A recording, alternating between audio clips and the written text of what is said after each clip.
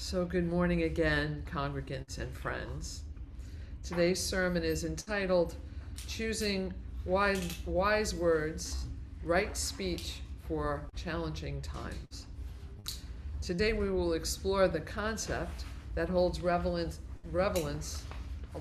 of relevance in our lives, especially as we try to navigate a time that is chock full of noise, opinion, and division. Today we're going to examine Buddhist teaching of right speech. What is right speech? Right speech is a part of the Noble Eightfold Path, one of the core teachings of Buddhism. It is said that the Buddha, in his first sermon, taught about these 8 elements as a way to liberation. And they include right view, right intention, right speech, right action, right livelihood, right effort, right mindfulness, and right concentration. There will be a test after that. But here again, the word right is not about moral judgment, to be contrasted with bad or wrong, but means leading to happiness of oneself and others. The Noble Eightfold Path is a path to liberation, as I mentioned before, and which is described as happiness, inner peace, and freedom from suffering. At its essence, right speech asks us to avoid speech that is false, harmful, or divisive. Right speech is not just about avoiding lies or hurtful remarks. It calls us to speak in ways that heal rather than harm, connect rather than divide, and uplift rather than tear down. It is about being intentional in how we communicate with those around us and ourselves. So living out a right speech in 2024 is no small feat. Would you agree? Yes. We're in an age of rapid information, disinformation, and inflammatory rhetoric. It is hard to find simple truth and understanding. And if any of you watched this last week's debate, it is what we witnessed in many cases. Was it not? Yes. So in this time of election season, our words, whether that we say them out loud or whether we type them, carry weight. We see leaders, we see the media, and our social media networks engaging in endless, harmful, inflammatory rhetoric. In this landscape, right speech calls us to pause. It challenges us to consider not just what we're saying, but why we are saying it. Are our words intended to build bridges or burn them down?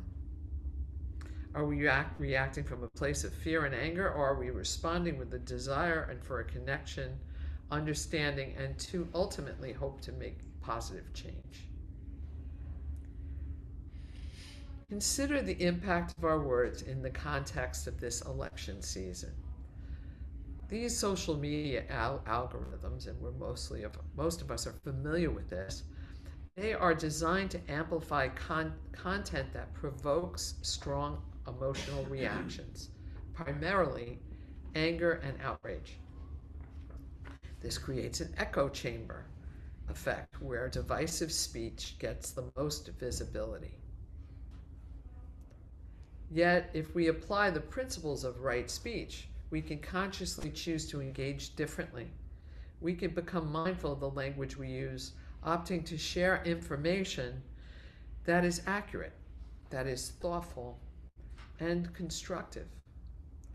We can commit to not spreading rumors, refraining from dehumanizing language, and steering clear of speech that inflames rather than informs. One of the things I try to do is when I see something, and especially on social media, I will research it before I share it to ensure I know the resource of it, the source, so that I know it's true. So let's admit it, words have power. And having that awareness that words have power is really valuable for us in so many ways. And in rough times, they could be a great source of comfort as well. Just think of the last time someone said something that really comforted you in a difficult moment. Maybe it was simply an acknowledgement of your pain or of your strength, or just somebody sitting quietly and saying, I am here for you. We've all had those moments, and how powerful has that been for us? Those words have power, and they may not have fixed the problem, but they help us to bear it. Right speech can be a form of resistance. In difficult times, considering right speech can naturally be a form of resistance. Right speech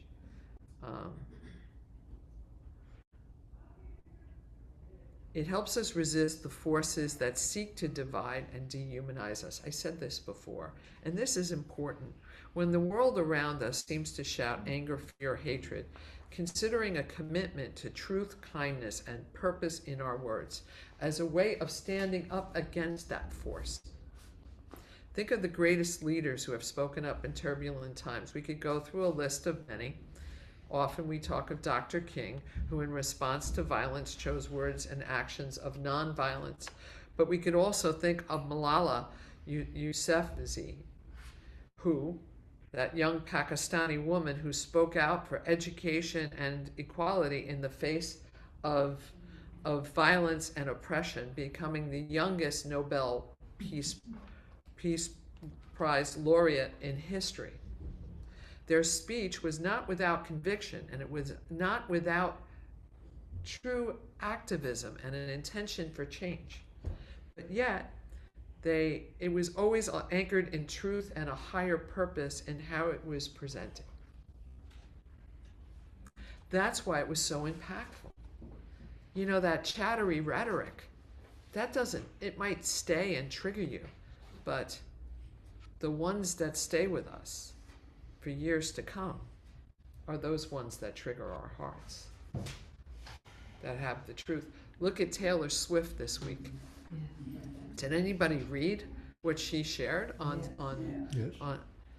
And if you read that through, and I invite you to go home, I didn't bring it with me, but to go home and read that again. Her post on Instagram was a perfect example of right speech.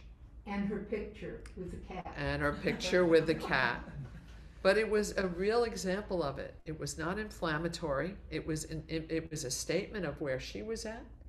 It was an invitation for you to do your research, for you to vote as well. She didn't tell you who to vote for. She just made her statement of herself. And she did it without unkindness, without adding division, just stating the facts of her truth. And it was necessary for her to do this, because there were untrue AI posts that were being sent around suggesting that she was a Trump supporter, and that was not true, so she had to have some clarity. So I thought that was really valuable, and I think there was a great lesson and an inspiration in how she handled that.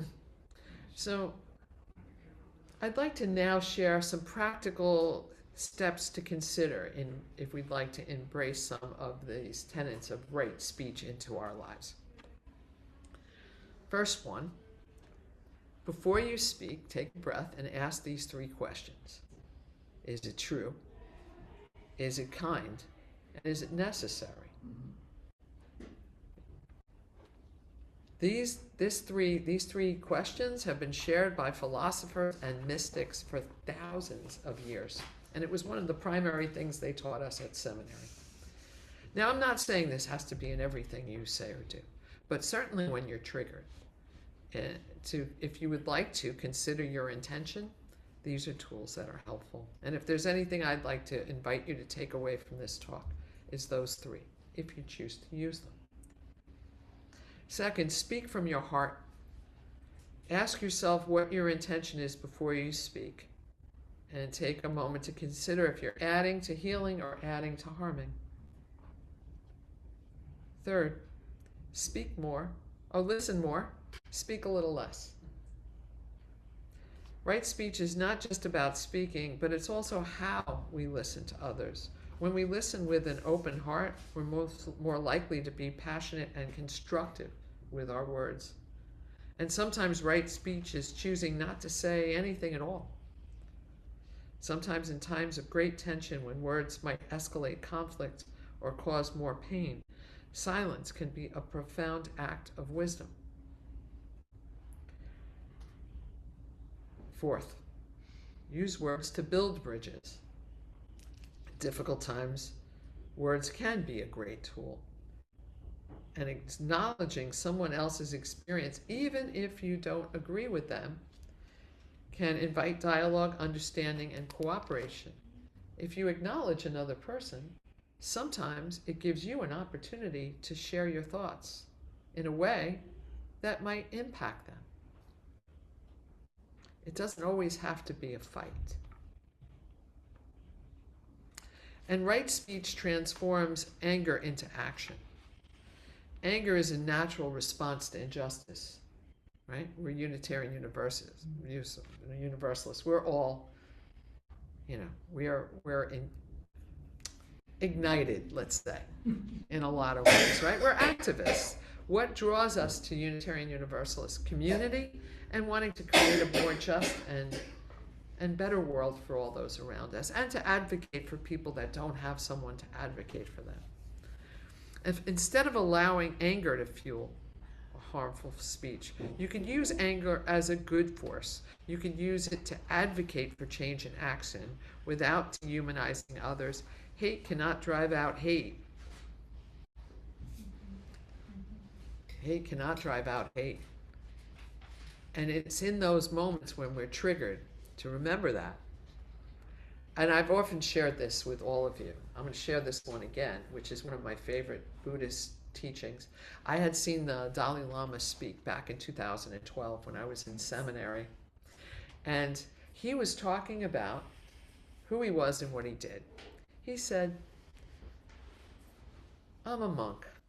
I pray, I meditate all day, 4 hours a day.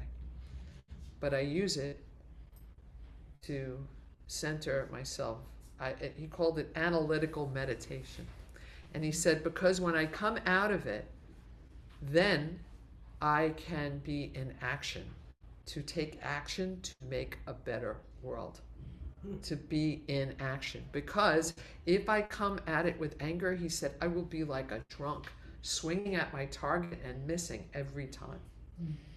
That was the words out of his mouth.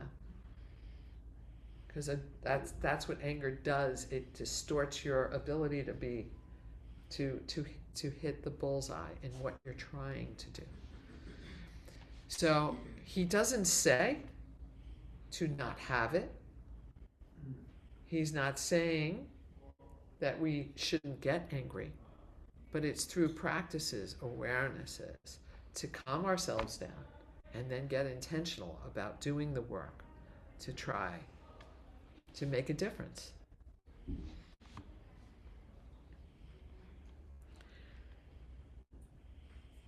Right speech could be a method of self-compassion. Remember in our meditation, I was talking about that inner critic, right? Difficult times can awaken the harsh inner critics within us, whispering words of doubt, failure, and despair in our minds. And if any of you have really paid attention to the chatter in our minds, it's a scary place at times. It's not easy being human. And just as we strive, or I invite you to strive to be kind or aware, at least aware in our speaking with others, we can also consider right speech in how we speak to ourselves, how that inner chatter processes within us. When we hear those words within us, that is not aligned with truth, necessity, and kindness, does that need to be part of our inner experience? Does that fuel us? Is it true? Is it necessary? By becoming mindful of our inner dialogue, we can consciously choose to redirect it, speaking to ourselves with the same patience, compassion we'd like to offer another human being. It always starts with us, doesn't it? Somehow. It all starts inside us. As citizens, as Unitarian Universalists, and as just being human beings, our participation matters, especially in the elections. Right speech reminds us that every conversation we have, every post we share, every time we express an opinion, we can contribute to the collective tone of our society. If we don't like the tone, if we don't like the tone that is being thrown at us, if we respond in that same tone, how are we changing it? Just say. Something to think about. I know it might be bizarre and hard to think of not responding in that same way. But honestly, we saw quite a bit of that at the Democratic Convention this year. How many of you watched the Democratic Convention? Yes? Yeah? They brought joy, they brought honesty, and they brought truth together as an act of resistance. And it was an intentional taking of the high road. Right? In the words of Michelle Obama, when they go low, we go high. And right speech was exactly what was going on that day. Right speech is really the calling of our society at this very time. People have had enough of the inflammatory. People have had enough.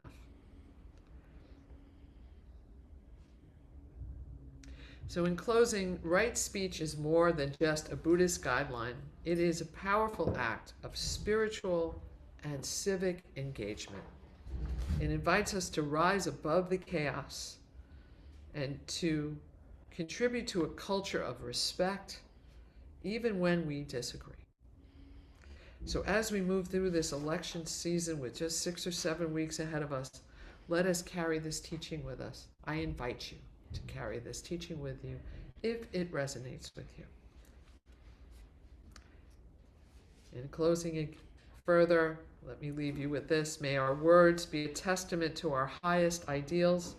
May they sow seeds of love, compassion, and understanding in the fields of a weary world. Go in peace, speak with kindness, and let your voice be a light in these challenging times. Thank you. May it be so. May it be so. Thank you. If you like this video, please like us on YouTube, subscribe to our YouTube channel, and click on the bell to be notified whenever we post a new video. Thank you.